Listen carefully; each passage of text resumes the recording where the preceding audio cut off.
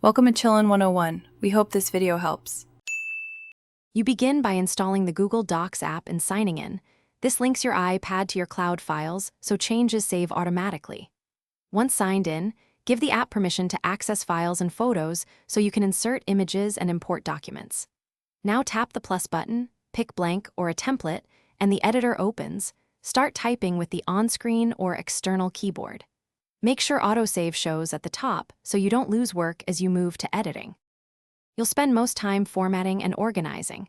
Tap text to reveal the toolbar for bold, italics, headings, and alignment so your document reads clearly. Once done with text, use the plus menu to insert images, tables, links, or comments. Comments are great for review with collaborators. Make sure to move the doc into a Drive folder or the iPad Files app for easy retrieval. If you use an external keyboard, learn a couple shortcuts to speed up editing and navigation.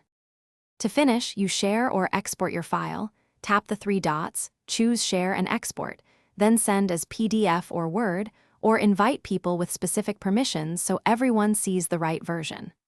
Once exported, choose Save to Files if you need local copies or print directly from the share sheet. If syncing or saving fails, check your internet connection, confirm you're signed into the correct account, and update the Docs app. These steps fix most issues quickly so you can Thanks for watching. Consider subscribing if we helped you.